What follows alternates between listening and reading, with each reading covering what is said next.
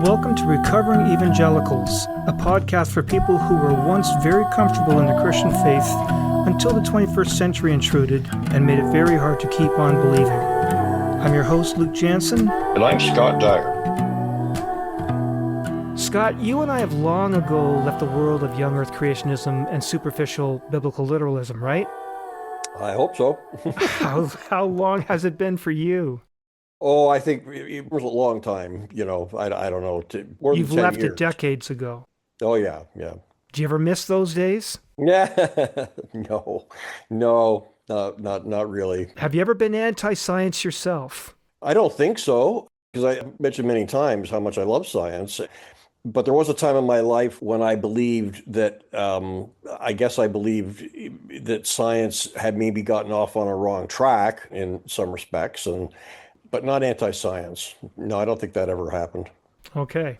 And I'm like you as well. I had always loved science ever since I was a kid. I can remember like grade 6 for sure. I made a model of the Saturn V rocket. Mhm. I had a chemistry set, and I think you had one too, if I remember I did, right. yeah. I had a whole lab, actually, my parents built for me. Rich family. Yeah. You ended up the scientist, and I ended up theologian, so yeah. Well, and I built kites, model airplanes that actually flew. I collected animals. Did you? Oh, yeah. I was always reading books about science. And of course, when I came across science that conflicted with the fundamentalist Christianity that I was growing up with, things like when things were dated radiometrically to be millions of years old or one species coming out of another, I just did my best to suppress that information. Did you do that too? Yeah, it was a little bit different, my experience, but yes, because like I've mentioned, it was kind of after my conversion that I was suddenly told, oh, by the way, you can't believe this and you can't believe that. And that began the journey kind of thing on that whole, and I tried at the beginning, I tried to really buy into that, and it became apparent to me pretty quickly, I think, that there's got to be a better way than just denying reality. Right. Especially on the age of the Earth issue. Right. But do you think I'm stretching it a bit when I call me suppressing uncomfortable aspects of science? Is that anti-science, do you think? It could be. Yeah. It could be. Now, that's certainly what I had growing up as a kid, as a teenager, that sort of thing. But I went through a brief phase in my 20s when I started actively collecting certain scientific articles and using those to scribble down ideas about how evolution just can't be true. It was mostly the kind of stuff that you'll hear from any typical young Earth creationist world, the pseudo-scientific conversations you'll get with Ken Ham's group, Right. Answers in Genesis. Things like if certain findings defied a certain law of science, laws that I didn't fully understand, but I was wielding them like weapons against the bastion of science itself. Right. The improbabilities of proteins forming all by themselves. Right. The second law of thermodynamics, which for me, it was irrefutable proof that life just could not have evolved and become more complex. And so I saw these articles and I scribbled down notes that I was hoping to turn into a book about why evolution just isn't true. And I was cheered along by one of my colleagues. This is in my 20s. I'm at university, and I was cheered on by one of my colleagues there who was also a committed evangelical. And we used to laugh at how silly some of the evolutionary claims were. Right. Wes, if you're out there, send me a text. But that didn't last long. That book never did materialize. It just started to become too much work to build up my elaborate arguments against evolution, especially when I started to see truth emerging. The theories started to make more sense, while the anti-science arguments just started to crumble. Is that what you found, Scott? Yeah. Yeah. I think I'm trying to remember, but one thing that happened for me pretty early on, like on the whole young Earth issue, the top physicist at the University of Windsor, a lovely, lovely man and a Christian, attended the church that I went to. And of course, being a physicist, he did not believe in young Earth creationism. And he had to be very careful about it because at the church, that was seen as pretty much heresy.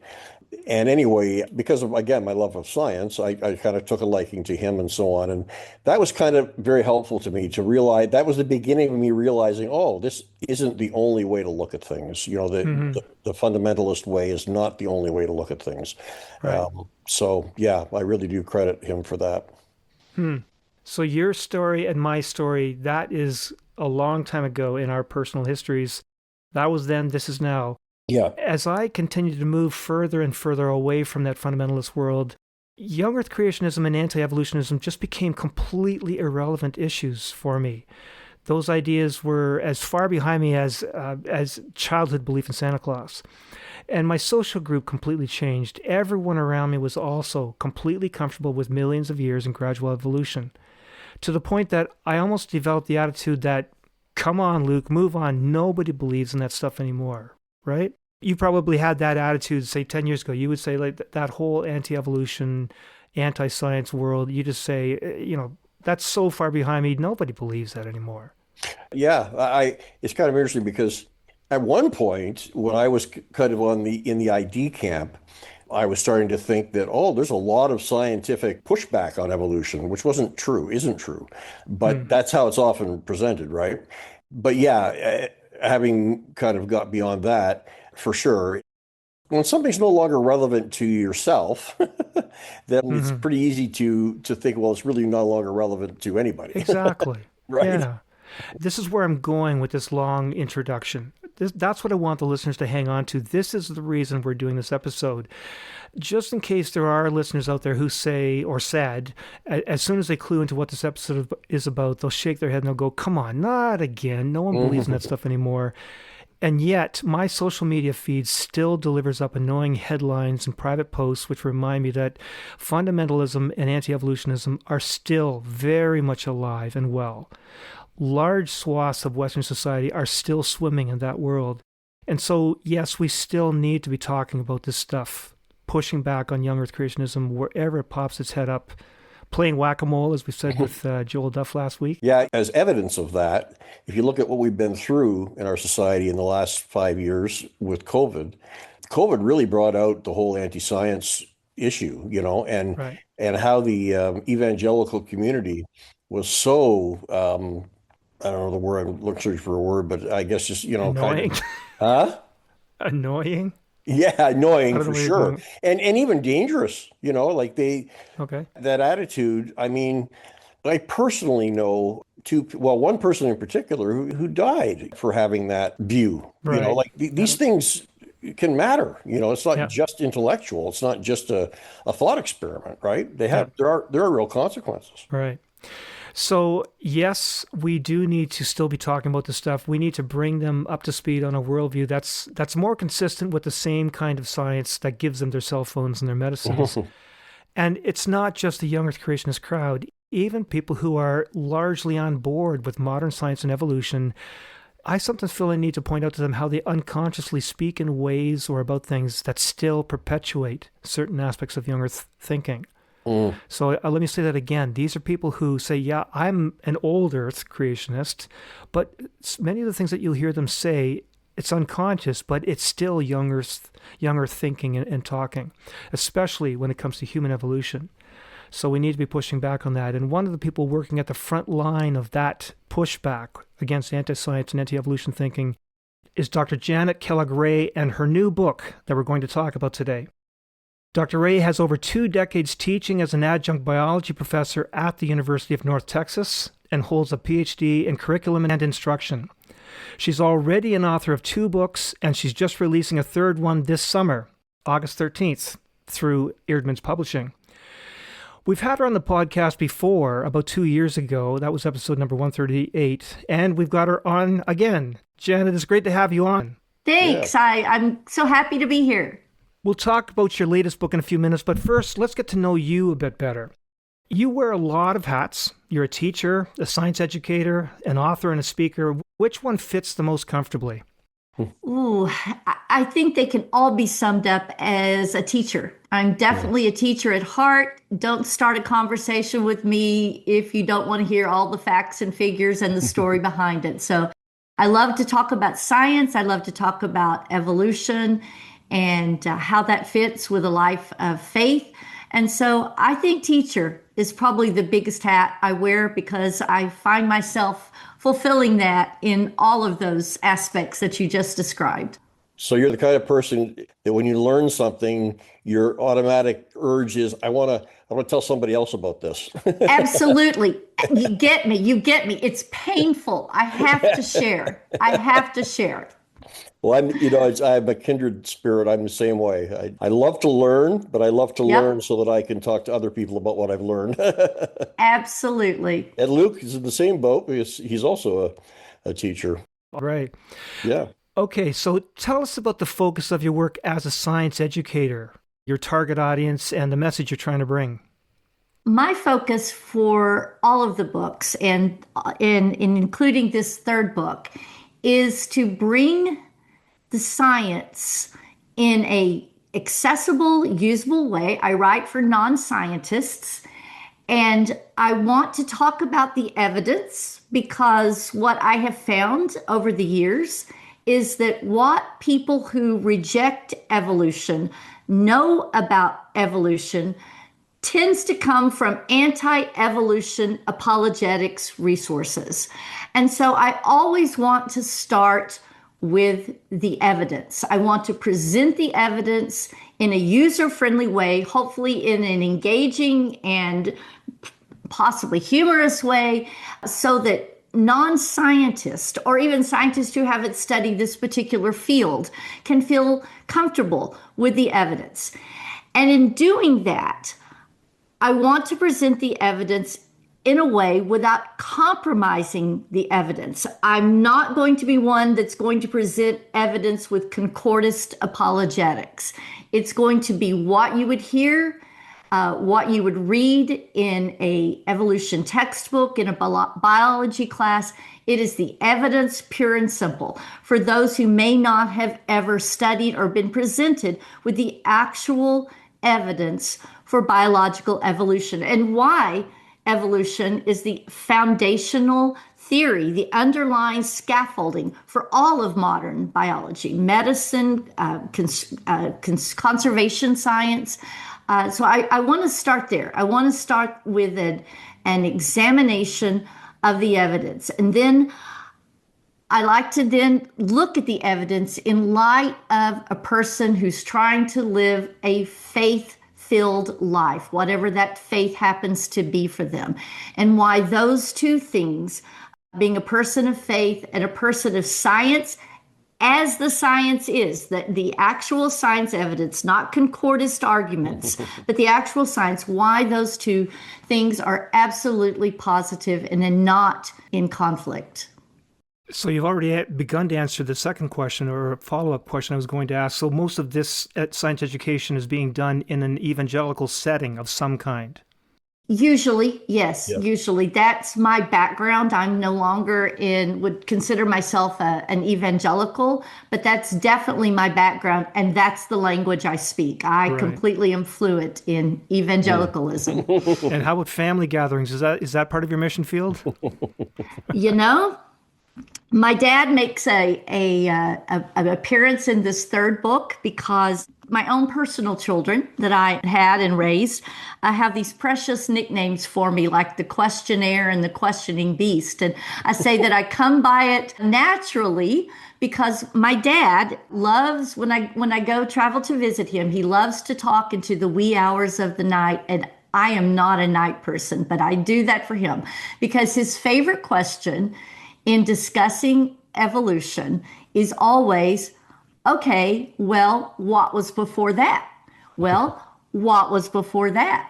Well, what was before that? And he just kind of shakes his head and thinks about it, and regularly will send me links to his favorite concordist or his favorite ID person, and just say, well, how do you disagree with this person? Or I know you don't think the same as this person, so tell me why. So family conversations with those that will broach them with me. Not everyone will, but for those who will broach the conversations with me are always good. Lots of questions, and honestly, they'll listen to me. Okay. And likewise in the university where you teach, your students, what sort of students are we talking about, and what's their response to the things you're saying? The university where I teach is the University of North Texas. It's one of the largest state universities in Texas. And so my students come from all walks of life across the spectrum. And interesting that you should ask that question, because I talk about evolution as it comes up throughout. I teach general intro biology. So as it comes up, I'll just use the verbiage without hitting, and this is why evolution is true, but I'll just use the verbiage of evolution. And so what I do is I wait till the end of the semester and we wrap it all up with a deep dive at an introductory level, of course, to evolution. And I end every class, no matter the topic, with what we call a minute paper. It's just a quick response on a note card that they write to their response and they can walk out the door. And so originally, I would use a question specific to evolution. Like I specifically remember asking, or that the prompt was, evolution is a tinkerer. Explain why. And when I would ask the ending question like that, not 100% of the time, but a significant percentage of the time, I would get answers back. I can't answer this. God did it all. Nothing evolved. On and on. Big pushback. And the first time that happened, to tell you the truth, I was horrified. I was horrified because I thought, I'm that professor that their parents and their pastors warned them about. That atheist professor who is in university only to destroy their young adults' faith. So a couple years ago, I switched gears. And instead, my ending question last day of the semester is, ask me anything about evolution. And it totally changed the conversation. I will get questions like, if you're a person of faith, how do you reconcile this? Or, I accept evolution, but my family doesn't. How do I talk to them? I got enormously better responses by just throwing it open to these students. And a lot of students, they're just mailing it in by the last day of the semester. So, I get things like, good questions like, are humans still evolving? And I can answer I love to answer that question. And, sometimes there will be, what do you think humans are going to be like in the future? So there's some of that. But by changing it to an open-ended question, ask me anything, I'm getting much deeper responses from this group of general biology students. And this is a secular university. Correct. Right. And so how about the teachers, your coworkers in the staff room? Do you ever get into it with them? You know what? I never have. As an adjunct, I really only interact with my lab instructors and the professor who oversees the labs for my coursework. But I will say, anytime that I've had contact with the faculty there, it's not been a problem because, like I said, evolution is the foundational theory for biology, and there's probably not going to be someone at a state university tenure track who doesn't accept that. Right. So I'm curious, what drives you? What's your motivation for doing this? And I'm guessing it has something to do, well, if you're like me, it has something to do with your upbringing. So talk about your motivation, but if that involves your background, tell us the world you grew up in. Well, the world I grew up in, the faith tradition that I grew up in, I can never remember a time where evolution was spoken about from the pulpit or a Bible class at all, because it was just the default position. It wouldn't have been a controversy. Genesis was literal, just like Jesus is real. And it wasn't a bit of conversation. It wasn't controversial. I do remember in middle school taking a great science course at the time where we walked through the different animal phyla. And though I did not have the vocabulary for it at the time, I definitely remember as a 13, 14-year-old child thinking that there is a connection here. These things do not look separately and specially created. They look like they are these parts and pieces and systems seem to be modifications on each other. I did not have that vocabulary to express it, but it was in the back of my mind. I definitely remember it being in the back of my mind. I went on to high school and college where I was a biology major, and it was a Christian university. I got a wonderful education, but at the time, our exposure to evolution was here it is in the textbook, you need to know it, and left it there. It's important, but we're not going to talk about it. And we may have had this discussion before, but a real turning point for me was about 10 years after I graduated, when a young earth creationist who had no connection to my university decided to go in and take down the careers of two of the professors, because by that time, less than 10 years later, my university biology department began overtly teaching evolution as the foundational theory of all life. And this outside person came in, made a whole lot of trouble. And unfortunately, fortunately, one professor weathered the storm, but unfortunately, the professor that I was closest to, I taught labs for him, was a very gentle, kind man. And it just destroyed him because he was being presented as this atheistic professor trying to destroy the faith of these children going to a Christian college. And, it did not end well for him.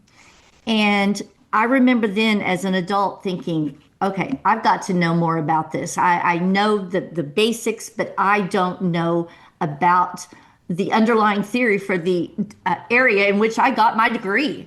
And so as a young adult, I started reading, exploring on my own. And being a biology background, it wasn't a hard sell. I was never a big young earth person.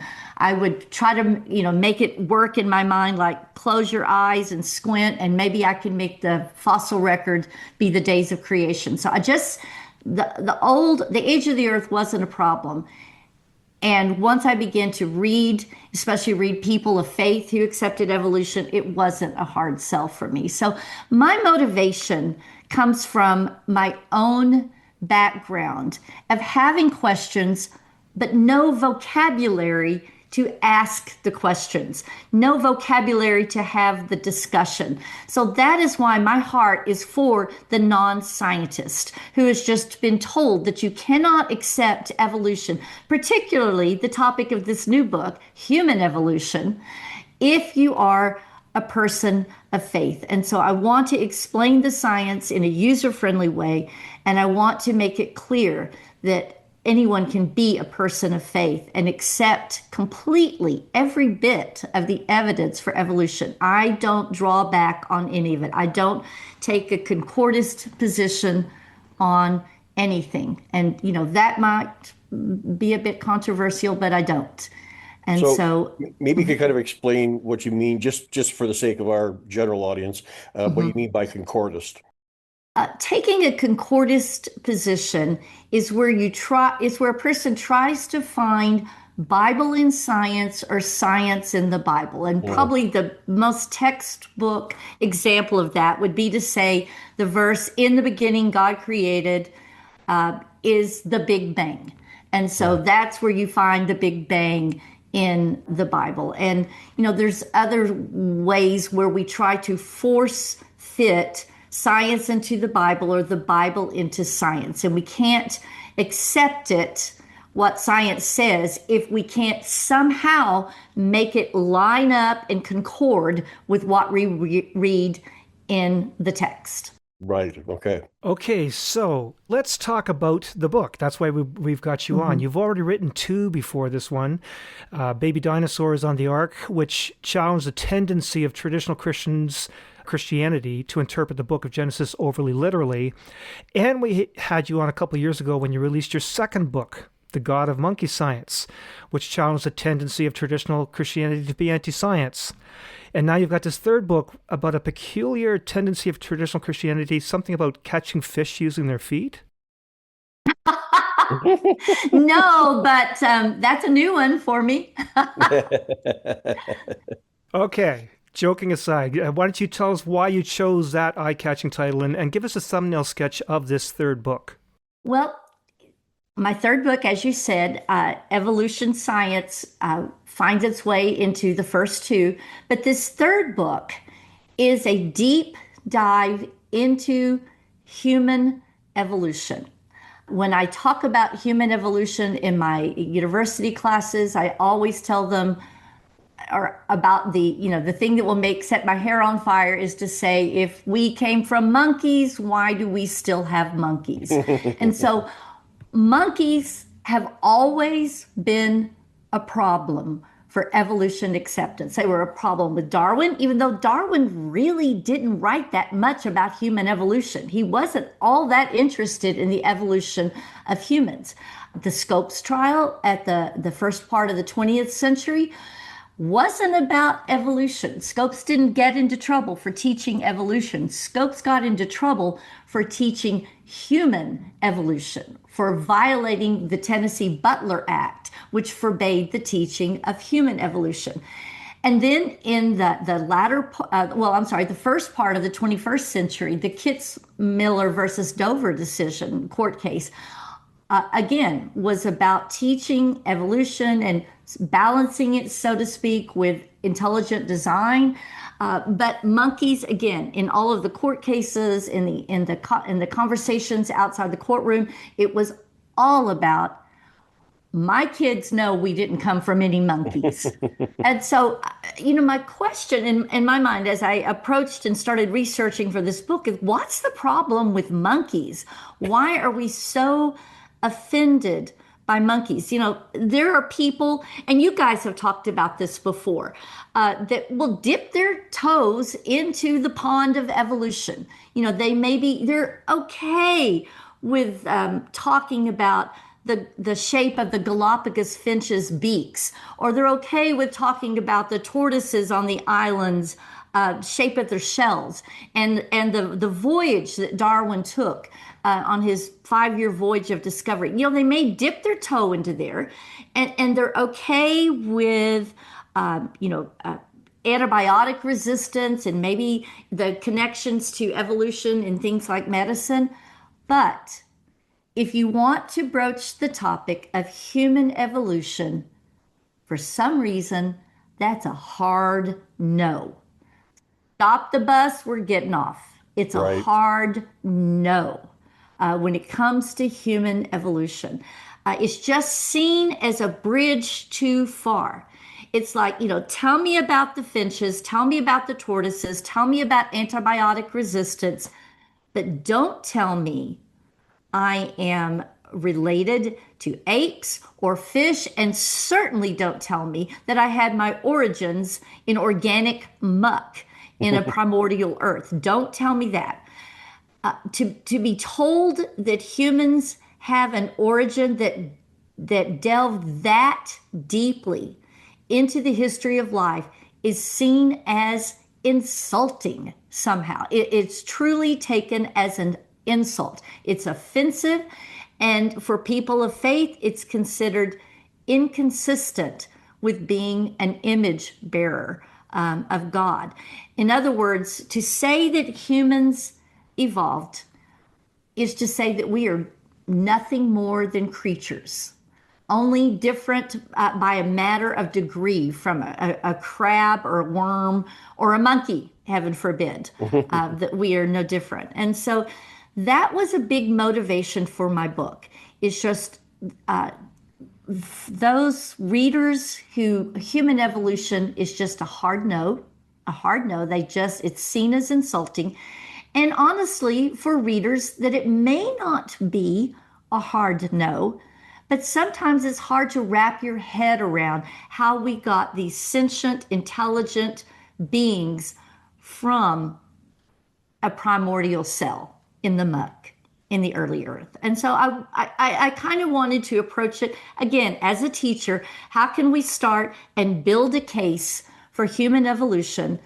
And then, of course, I wanted to talk about how people of faith can reconcile that with their faith. And so the book also goes into Adam and Eve. What do we do with Adam and Eve?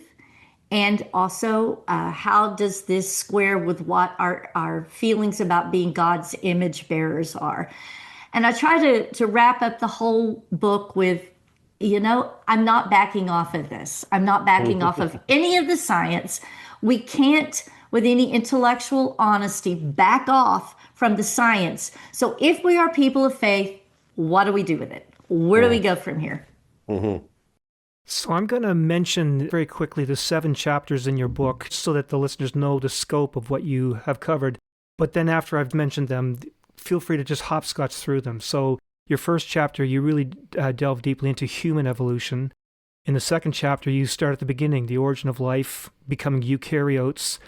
Then in the third chapter, the Cambrian explosion, which comes up a lot in apologetic conversations.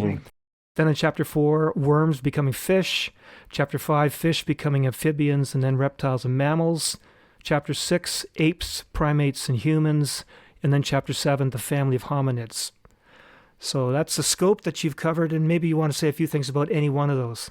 And I would add into that too, chapter 8, because that goes into the DNA evidence. The chapters you just read primarily rely on our fossil record and anatomy, physiology, and then I also go into DNA evidence for it. So, no, I really love this book. I really love this book. It just fits my love of explaining things, and I enjoyed just starting with the problem. Why are we so insulted by monkeys in our family tree? And I just wanted to make the point, we're not monkeys, we're actually fish, but we're a lot of things. We're fish and we're kind of reptiles, we're proto-mammals, and to just go through and lay out the case and show, not literally step by step, but general overview of how we got from, as you said in chapter 2, the beginnings of life in primordial Earth. I really do like the chapter about the explosion that wasn't, talking about the Cambrian explosion, because it is a favorite. It is a favorite of global flood advocates. It's a favorite of Young Earth Creationists. It's a favorite of a lot of iterations of creationism, especially global flood advocates. And there's a story in the book about that, a very recent story about a well-known, huge Christian university where the several speakers from the Earth Sciences department at an academic convocation told students that if they read the Bible correctly, they will always come to the conclusion that the flood was global about 4,000 years ago. And they use evidence from the fossil record, particularly the Cambrian, to make the point that, well, look at all of these animals that are just all dead at one time. It had to have been a flood, but what they don't address, though, in making the Cambrian about the flood, is what we don't see in the Cambrian layers. We don't see mammals, we don't see crabs, we don't see sea stars, we don't see insects, we don't see any of those things. And so if the Cambrian is the result of a flood where all these things are dying at once, or here's another one that you often hear, if the Cambrian actually represents creation week, and so that's why you have this sudden appearance of all these different life forms. Well, we do, but again, we don't have mammals, we don't have insects, we don't have sea stars. So what's up with them? And if the Cambrian is a result of the flood, why do we see things in such a predictable order in the fossil record? If you remember the fallout of Hurricane Katrina, my son, when he was in high school, went and did mucking out of houses there a year later, and it was not in organized layers. The kids got sick from being in the muck and the aftermath of the turmoil that followed a very violent flood. So what we don't see in floods is this organized laying down predictable layers. And then in the actual Cambrian itself, what we don't see is so many of the modern lineages. We see precursors, but we don't see some of the more complex animals. And I would just add to that. I like this chapter because it talks a lot about how we explain the suddenness, and scientists aren't going to call it an explosion anymore. They prefer terms like a slow fuse. Yeah, things seem to have sped up there, but we can explain why they appear to be, relatively speaking. We're still talking about millions and millions of years as being fast and sudden. So it's all relative. But one of my favorite ways to explain the Cambrian is that fossilization itself is rare. If you think about everything, every microbe to every human and everything in between, every plant, every fungi that ever lived on the planet and died, you can understand how rare fossilization is. And fossilization, one aspect of fossilization is that fossilization is biased in favor of things with hard parts, shells, bones, things like that. And so maybe the Cambrian seems so all of a sudden because we are seeing for the first time consistent fossilization of animals with hard parts. There's other reasons why we see a lot happening in the Cambrian, but it has definitely been latched onto by those who try to make creation sudden or try to make a global flood 4,000 years ago literal. So for those people, when they are trying, and you even said that this was including professors speaking from the podium of some university setting, people like that, or speakers in the young earth creationist field, when they do, they try to equate what they will call the Cambrian explosion with Noah's flood. And it's pointed out to them, why then don't you see mammals and crabs? And you mentioned a long list of other animals. How do they respond to that question? Well, I know how they respond to it regarding humans and most mammals. They will say that the smartest and the fastest animals were able to run to high ground. And that's why you don't see humans, for example, but not dead ones. Right, and my question is always, was nobody a child that couldn't run fast? Was nobody sick or old or disabled? Why do we find none of these things? Why do we find no injured mammal, much less no injured human in these layers? And so, and again, the reply to that, what is the reply to that? I'm trying to think if I've heard a good one. Well, maybe there isn't. I don't know. I can't think of one. But then that's the point that I'm coming to. We had a conversation last week with Joel Duff, and in that we were talking about Scott and I talking with Michael Behe about the flagellum. And just the idea that they keep pushing these ideas that are refuted by experts, and then they go to some other church or some other university and say the same thing again, and it's refuted soundly, and then they go to another setting and say the same thing again. This really bugs me. Well, and I will say, I don't think I've ever had anyone in person push back on that, but by far, across the board. And it's not just young earth creationists. We absolutely see this with the intelligent design subset of creationism, which intelligent design does not exist on its own. Intelligent design is a way of explaining a creationist position. So to me, they're not even overlapping Venn diagrams. They're one within the other. It's just a way of describing it. But I will say, if you're talking about a self-identified intelligent design advocate who actually will accept the age of the earth as being ancient, or if you're talking about a young earth creationist, what I'm finding, like you say, when you come back to it, the default is we just haven't discovered yet why. Or the young earth creationist will invariably say, we know Genesis is literal.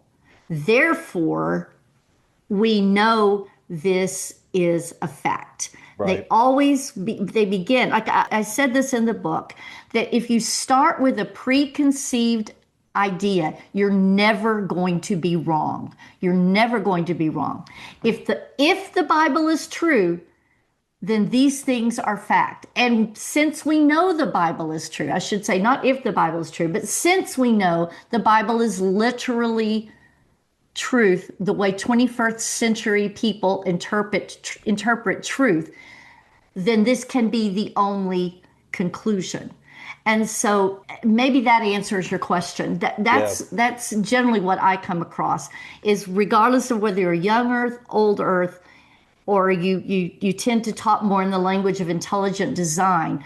When you talk about things like bad design, the answer, when it comes right down to it, is, well, we just haven't discovered the reason for this design that appears bad to our human eyes. And so you're right. We just have this circular logic going here. Yeah, the ID people, I find, in particular, the Cambrian explosion is a big deal for them. Of course, Stephen Meyer wrote Signature in the Cell, which the thrust of that book is about the Cambrian explosion, and how their view, at least, is, well, here's an example of kind of punctuated design, maybe call it, where at some point, God just intervened, made a bunch of stuff, and then stopped making a bunch of stuff, and then evolution carried on from there. Like it really makes no sense, but that's beside the point. And this isn't just a few people, a small segment of society. This is a large proportion of Western society, American society in particular. Janet, I asked ahead of time if you might bring some numbers to this, since you're speaking about these all the time. Sure. Things haven't changed a whole lot. If you look at Gallup, if you look at Pew, look at Barna, things haven't changed a whole lot since they last did a big survey in 2019. So it's essentially has stayed static. But as of 2024, Americans in general, if you're just looking Americans across the board, 37% of Americans are creationist purist, saying that God created humans in their present form within the past 10,000 years. About 24% of Americans say that humans evolved from lesser forms of life over millions of years, but without God's involvement. So pure evolution, science acceptance, about 24%. But about 34%, and this is a little different from, maybe 20, 30 years ago, will straddle both theories. And they'll say that humans evolved, but God guided it, or God micromanaged the process. But here's a couple of other stats that I found really interesting, is when we looked at people who attend religious services weekly or monthly, half of those people, the percentage jumps up way high, half of those people believe humans always existed in their present form. So if you just look at Americans across the board, 37%. But if you look at those who are regular religious service attenders, it jumps to half, 50%. And then here's something else that was new to me. I read this since when I was thinking about being on this episode. And I found this, I had to think about this, that the more religious they are, the more likely Americans are to say science and religion are mostly compatible. The more religious they are, the more likely they are to believe that there is no conflict. And the less religious they are, the more likely they are to see conflict between science and religion. And I thought, I had to read that several times to get my head around it. And then I'm like, well, of course, it's back to our vocabulary word for today, concordism, because the more religious you are, you've concorded everything so that there is no conflict. Because if you is a perceived conflict, well, we know it can't be a conflict because the Bible is literal. And so I found that fascinating, that the more religious you are, the more likely you're to say that science and religion are compatible. That is really interesting. Depends on how you define science, I guess. Yeah. And one of the things we talked about the last time we brought you on, I think it's worth talking about that again, is the cost of holding these views, these young Earth creationist views in particular, but even the ID views, I think, would fit into this as well. There's certain intellectual costs, there's certain career costs to this. There was a study that's new enough that it's only made its way into this third and new book. And I am obsessed with this study. It was such an eye-opener for me. There's a study out of Barna, which is a group that studies church trends across the year, lots of different church trends, the Barna group. And they had a fascinating poll that they did. And they broke down the demographics of their poll, I think, into 6 different categories. There were, practicing Christians. There were atheists. I can't remember what all the 6 categories there were, but they are non-religious but non-Christian, that kind of thing. So, but what I focused on was this one group that they called not affiliated. Now, the people in this group were not necessarily atheist or agnostic. The people in this group were quite likely people who had been raised in a faith but walked away, or walked away from their faith as an adult, or were in a process of deconstructing, or they just did not identify with any particular religious group, that not necessarily that they weren't religious or spiritual, they just didn't identify. So this group of the unaffiliated fascinated me, because one question was asked across the 6 demographic groups, and that question was this: what thing would make you doubt the claims of Christianity? What thing would make you doubt the claims of Christianity? For this unaffiliated group, second only to hypocrisy on the part of Christians, that was number 1. But right below hypocrisy of Christians, this group said the thing that would make us doubt the claims of Christianity is science. Is science. And so that's why, when people, in fact, I just had this conversation, I've got to deal with this week. Why are you so adamant on, people of faith accepting the evidence for evolution? If we all just believe God did it, can't we just all be good? And I say, no. Because if you are concerned with faith, if you're concerned with being a Jesus follower and what that means to the world, you are wrecking the faith of people by being science deniers. Not only are you wrecking the faith, this Barna survey says they're not even listening to you. They're not even, your denial is so loud. I can't hear anything about what you're saying about a Christ-like life or, the love of God. I can't hear any of that because your denial is just too loud. Yeah. And that is why it's so important to me that people won't even investigate Christianity, because Christians are known as science deniers. And so to me, that is why it's important. I don't know if you addressed this or not in the book, but one thing that's always interested me in this whole debate going way back, even when I was probably more in the ID camp at one point in my life, is it seems to me that the concern of many religious people is not so much about science.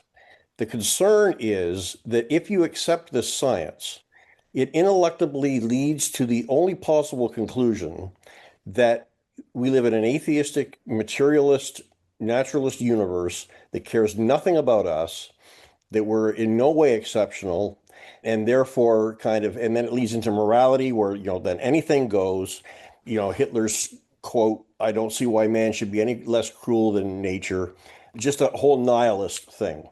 So how or do you even kind of address that aspect of it? That, hey, accepting evolution does not necessarily mean accepting all those other types of Right. philosophies. Yeah.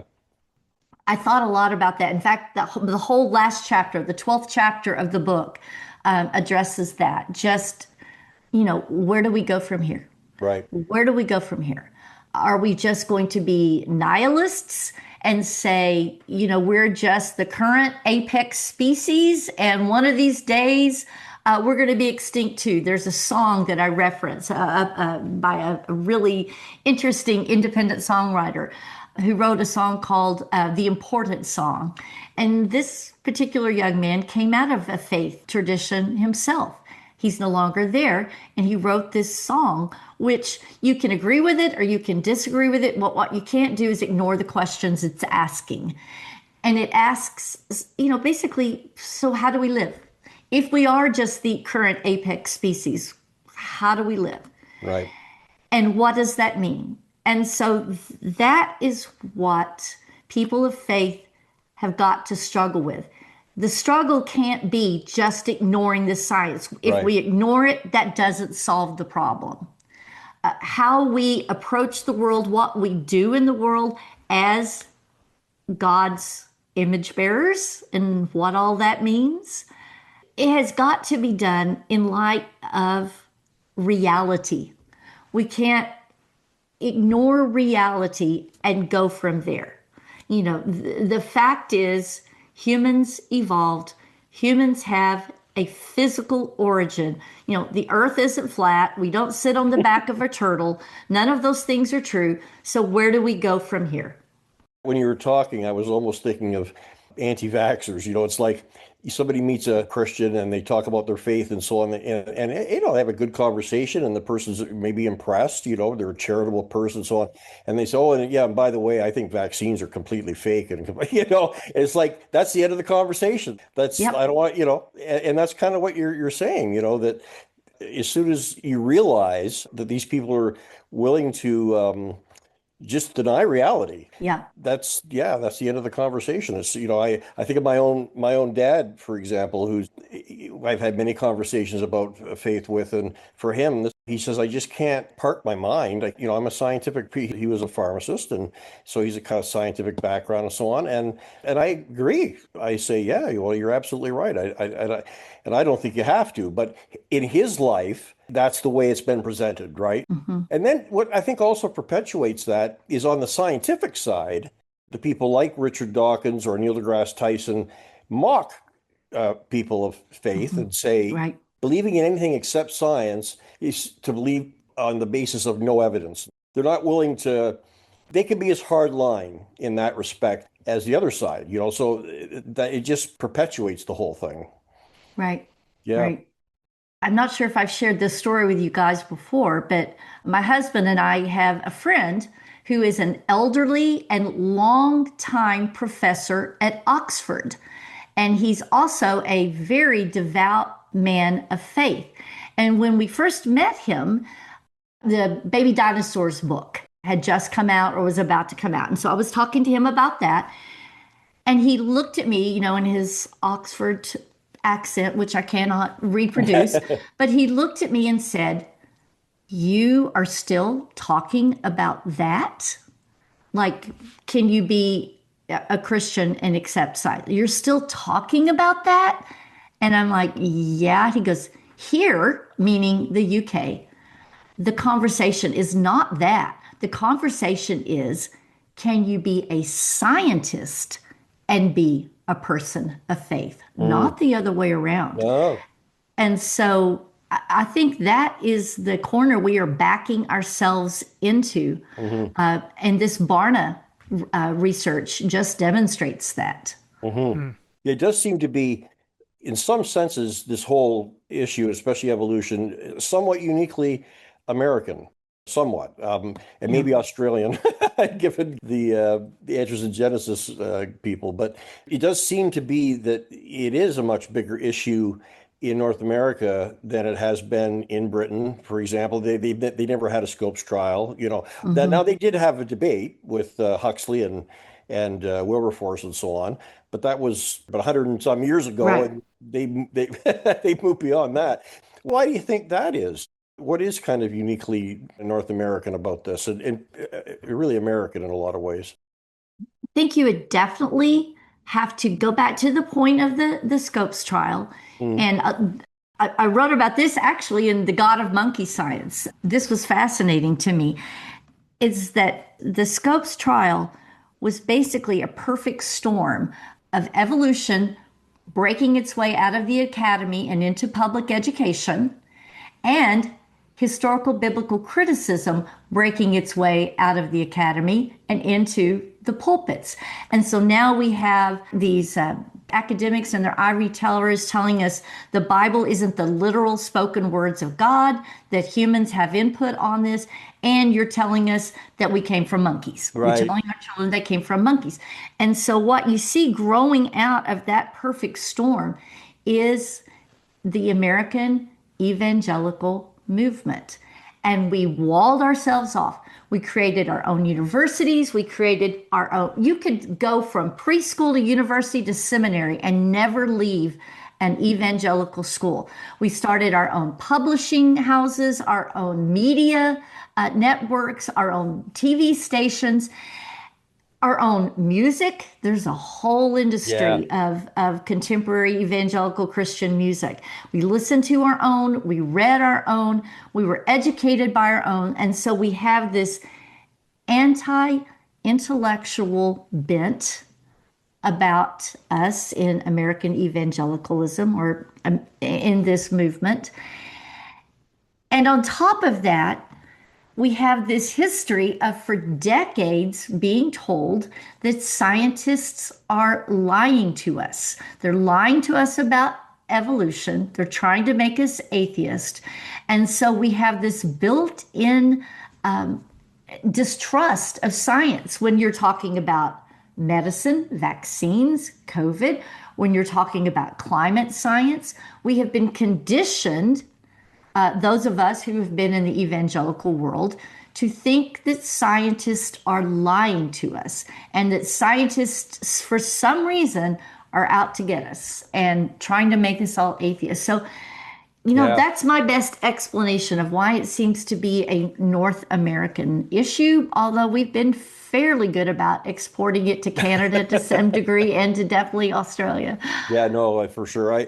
That's an excellent overview, I think. And I think that really important to point that out, that connection between the rise of modernism in general and in theology, because this is when really the break happened within Protestantism, because Protestantism at one time meant Presbyterian, in Canada, Anglican, what we would refer to as mainline churches. And all of a sudden that shattered because of the whole modernist controversy of the 20s and became sectarian. And you're absolutely right, created its own counter kind of culture, counter world.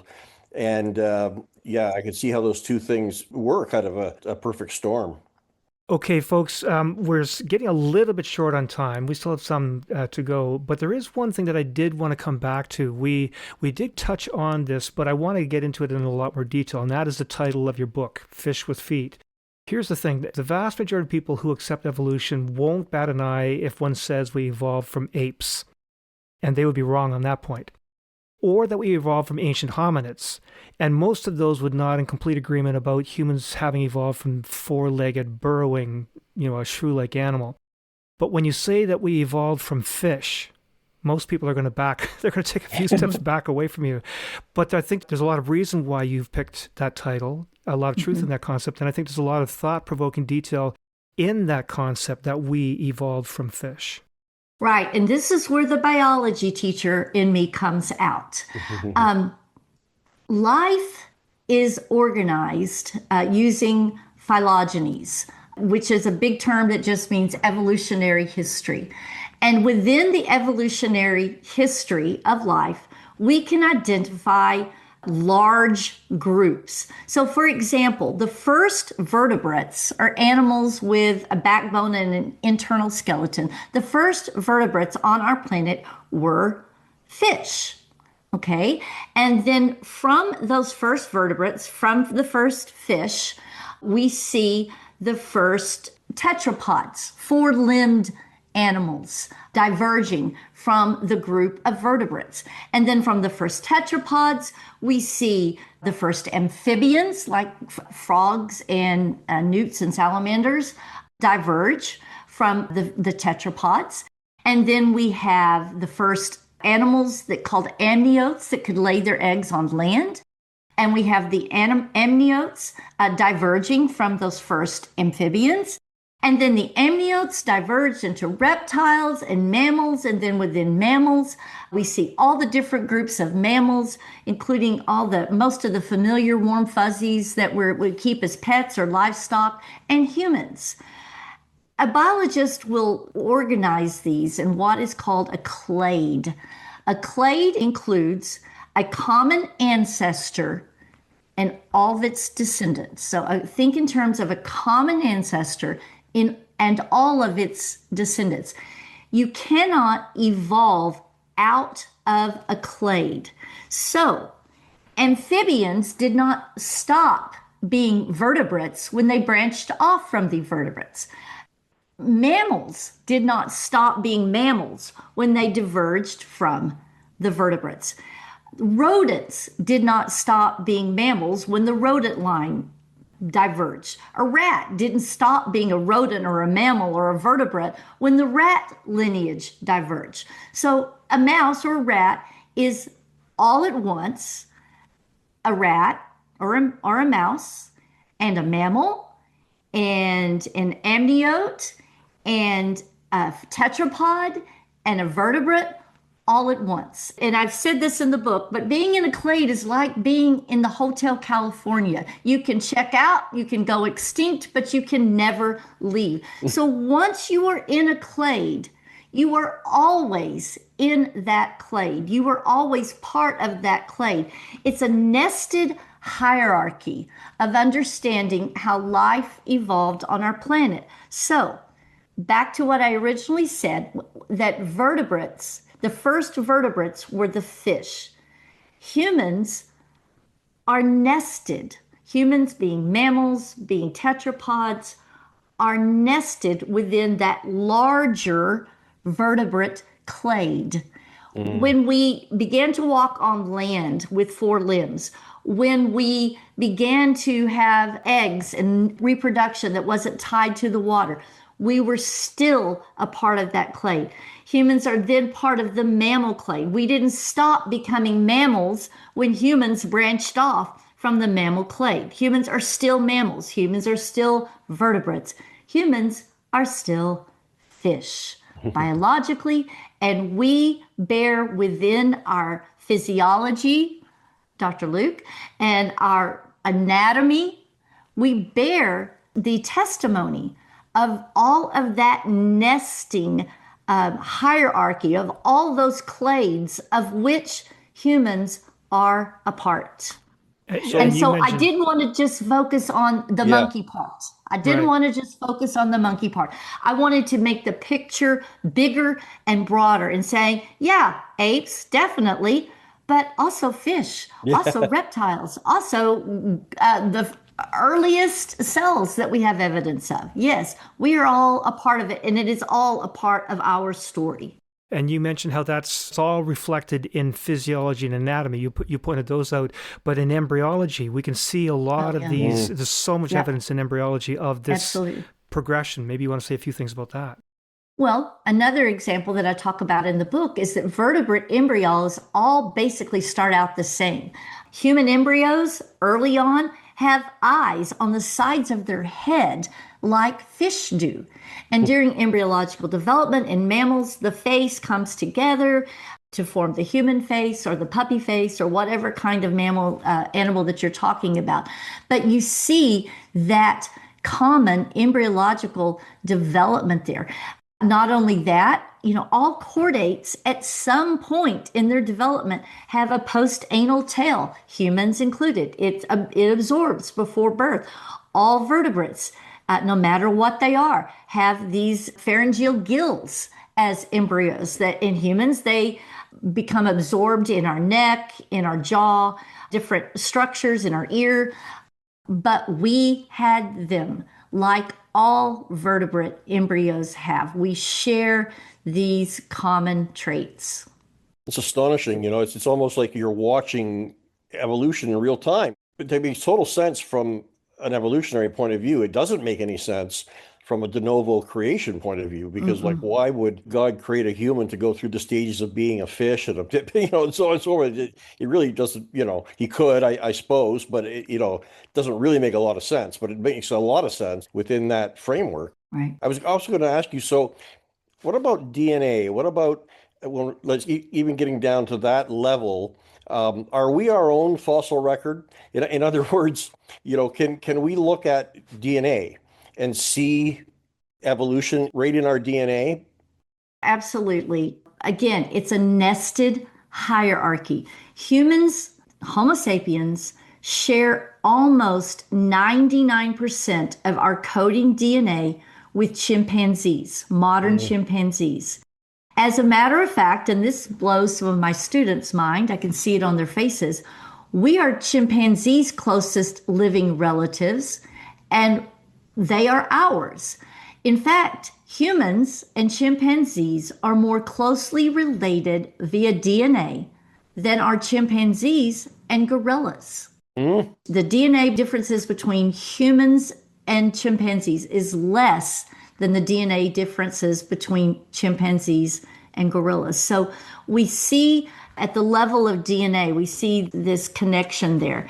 And of course, Francis Collins has talked about this a lot, the evidence that human chromosome 2 is a fusion of two chromosomes that occurred after the split from the chimpanzee human lineage's common ancestor. Important, let me just throw this in there too. That common ancestor was not a chimpanzee.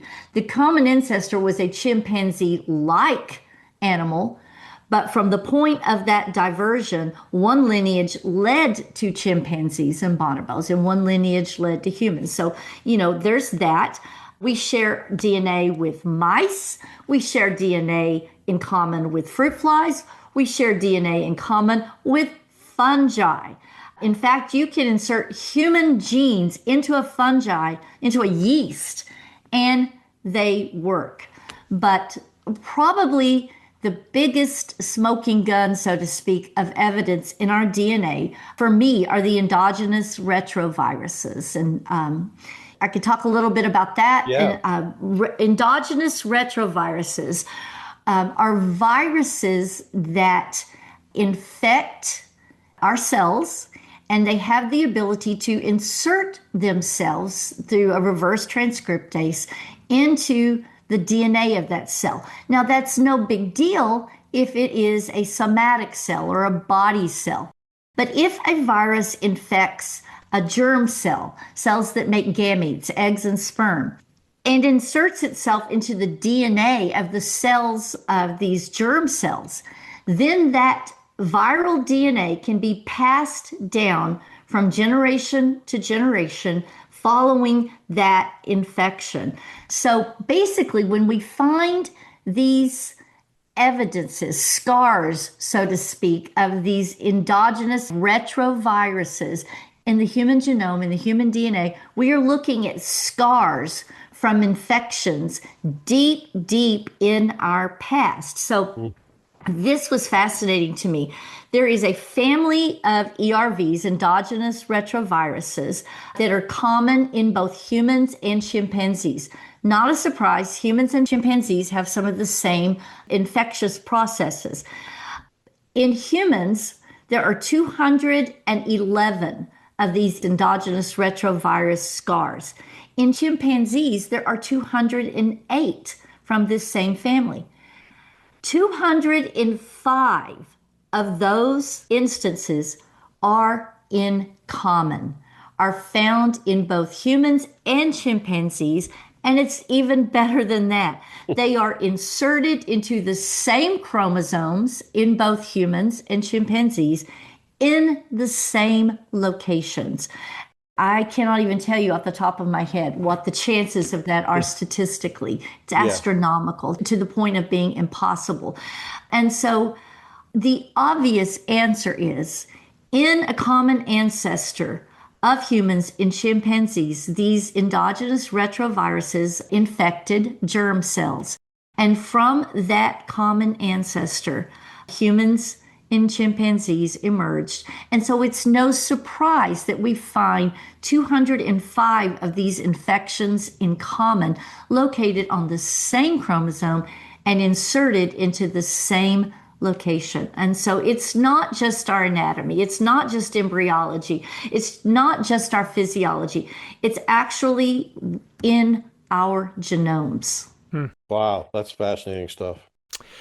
Janet, there's a few more things you mentioned in the book about humans coming from fish, other things that we can see not only in the anatomy and the physiology, also in the embryology. You mentioned the fallopian tubes, things about the gills. My favorite is the recurrent laryngeal nerve. We may get into that or not, but tell us a bit more about this. Well, we have all sorts of issues and things that are problems, some things that aren't problems, that are testimonies to our fishy past, to the fact that we are still firmly within the fish clade. And so some of the more common examples of that are the propensity to human males to have hernias. In fish, the testes are located high up in the body, but fish are cold-blooded, so that's not a problem. But in mammals, with a higher body temperature, that leads to inactivation or the death of the sperm. So an adaptation in the mammals were for the testes embryologically to drop down through the body cavity, through the body wall, into an out pocket of the body wall in the testes, where the testes are held at a kind of a Goldilocks temperature in mammals. But the problem with that is, or the ramification, I should say, of that setup is that males tend to develop hernias through that weakness in the abdominal wall where the testes descended embryologically. And that's a connection to our fishy past, because the testes location in the fish wouldn't work for mammals. Very similarly, fish have ovaries like human females do, like human mammals do, but fish deposit their eggs, they shed their eggs directly into the water. No problem there.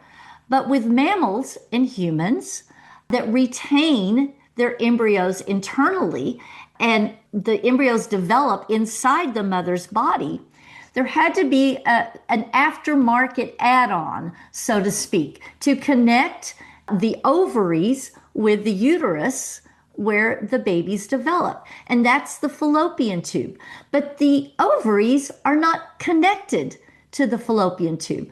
The vast majority of the time, the egg released into the body cavity will find its way into the fallopian tube and down into the uterus where it develops. However, occasionally the egg doesn't clear that gap, or the egg gets turned around and goes out the back way. And so then we have embryos attaching, implanting inside the body cavity of the mom instead of inside the uterus. This is called an ectopic pregnancy if it attaches anywhere outside of the uterus, which is life-threatening for the mother and almost certainly involves death for the embryo. And so because the fallopian tubes were an adaptation to our mammalness that evolved along the line, human females have this problem to be at risk for an ectopic pregnancy because it is like this aftermarket add-on. There is no connection between ovary and uterus, but fish didn't need a connection because they shed their eggs directly into the water. Hiccups. The nerve in fish that controls breathing, the brainstem, is located very close to the gills that do the breathing in fish. But in mammals and in humans, our diaphragm is critical to our breathing. So that nerve has to travel from brainstem to diaphragm, which is a far longer journey. And along that journey, things can go wrong, and we experience the hiccups. Again, an ode to our fishy past, and probably one of the most obvious connections to our fishy past is our limb architecture, our bone architecture of our arms and our legs. Our bone architecture, and in fact all tetrapods, is one large bone, like our humerus, two smaller bones, like our radius and ulna, bones of a wrist, and then bones of our digit. In our legs, we have a femur, and then we have our tibia and our fibula, bones of an ankle, and then digits of toes.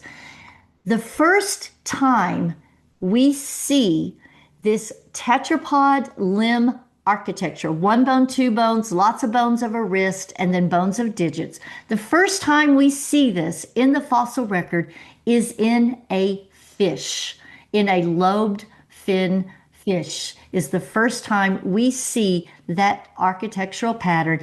And from that point on, in the divergence of the first fishes that had that limb pattern, it gave rise to all the tetrapod variety, the diversity that we see in the modern world. They all carry in their body that same limb architecture of one big bone, two smaller bones, bones of a wrist, bones of digits. And so we cannot escape our fishy past. We carry within our body evidence that we are indeed a member of the fish clade. And I'm going to throw one more in there because this is one of my favorite stories, and I'm going to be really quick. But you were talking about that nerve that went down to the diaphragm and gives humans hiccups. Did something different in the fish, but we get our hiccups from that. Another related story to that, another one of the nerves that comes off of that main nerve that goes down to the diaphragm, there's another nerve that peels off and goes to some target in the fish. I think it was the gill arch. And it was it just went straight from the head, straight to that arch. It was a straight line, fairly straight and fairly short. And then as the animals over the course of millions of years evolved into the amniotes, the amphibians and the reptiles, and all the way up to humans, that nerve that was fairly straight and short and went straight to its target, it had to keep on getting longer. So first of all, the head begins to tilt downward. The neck gets a whole lot longer.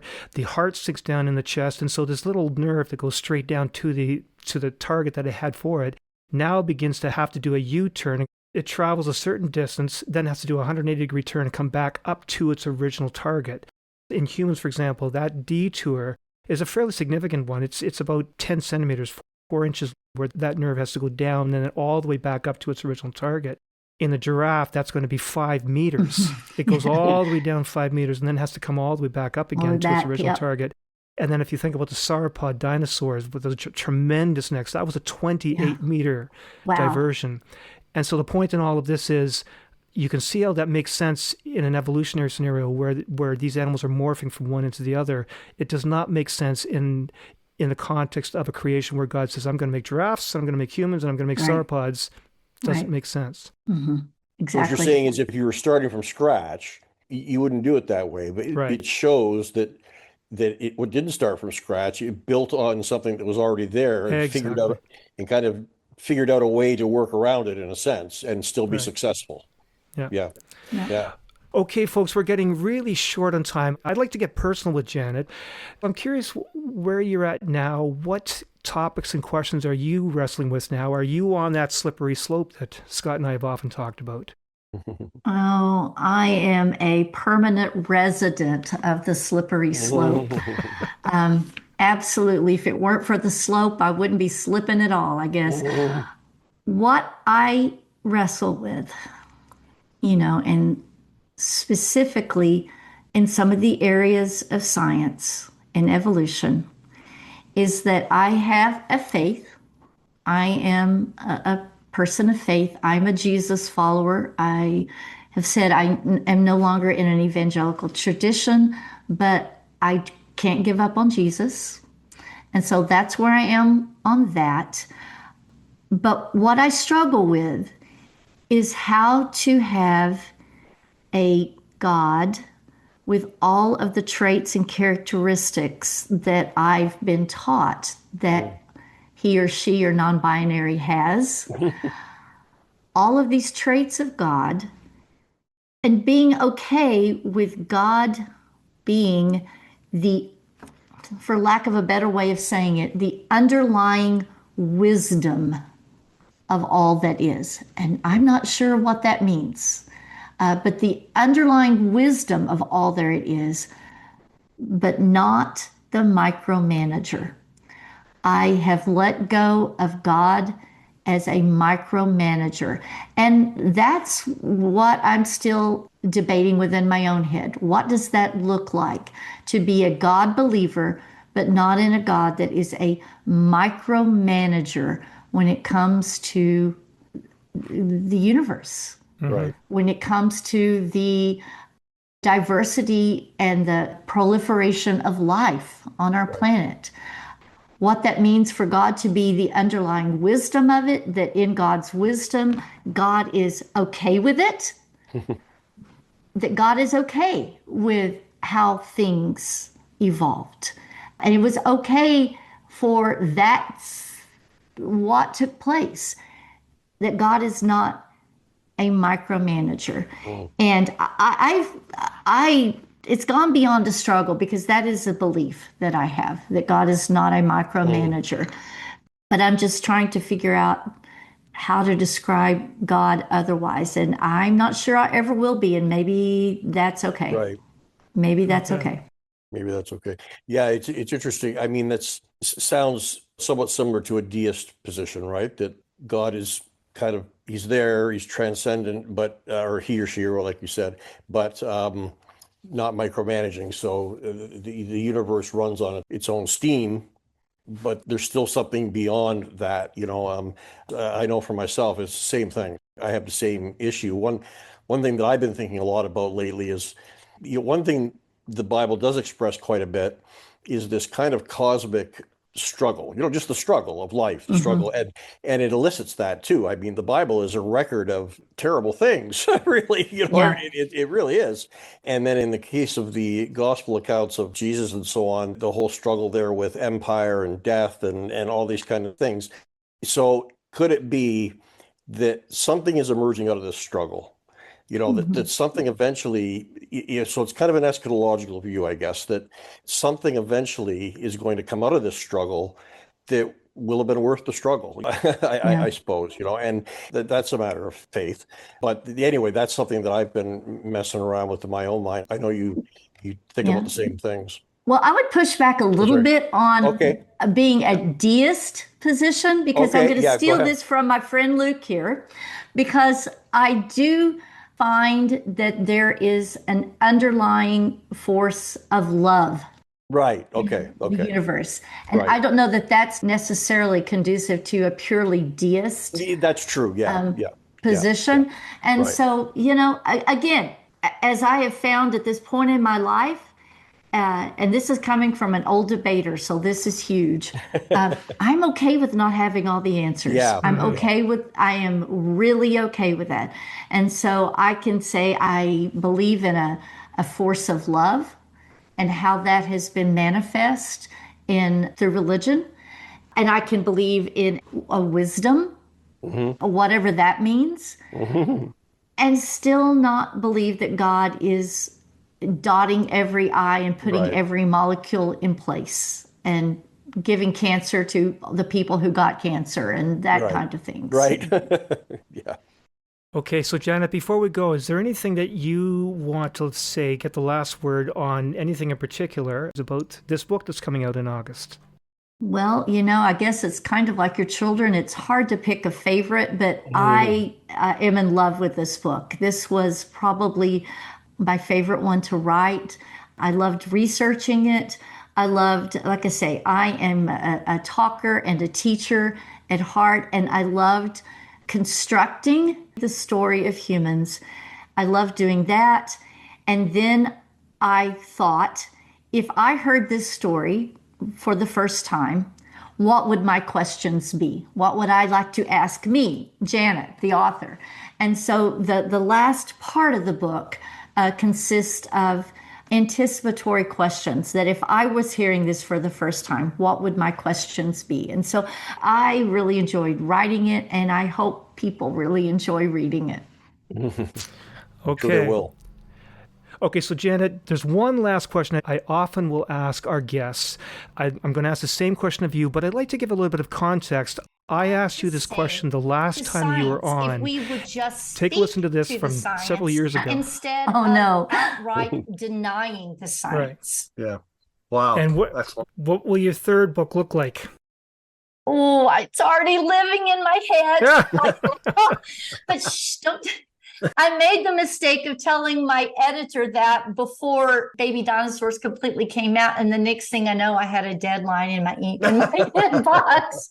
So, the third book that's way back in the back of my head here is I want to look at specifically at human evolution and what that has to say about being the image of God. Excellent. And Janet? Yay! So Janet, then, what is book number 4 going to look like?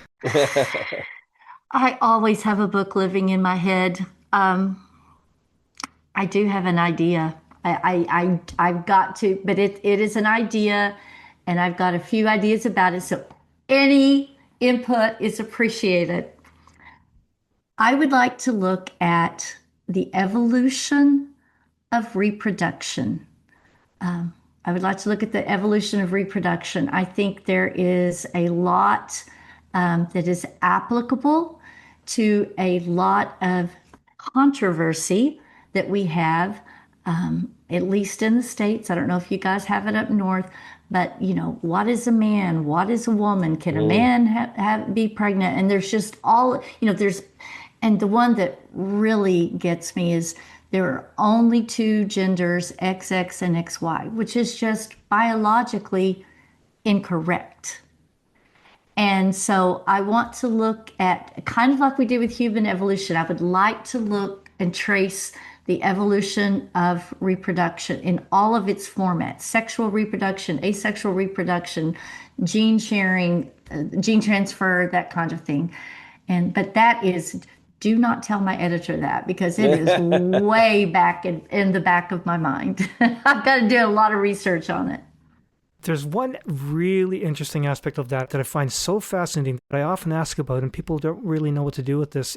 In the same way that you can have a fertilized egg splitting and then you get twins, the opposite can happen. It is possible for 2 different eggs to be fertilized and then they join together and then you become a chimera. You have the DNA of 2 different beings. Right. That person grows up and it shows up in DNA tests. It's a whole story in itself. But here's my point.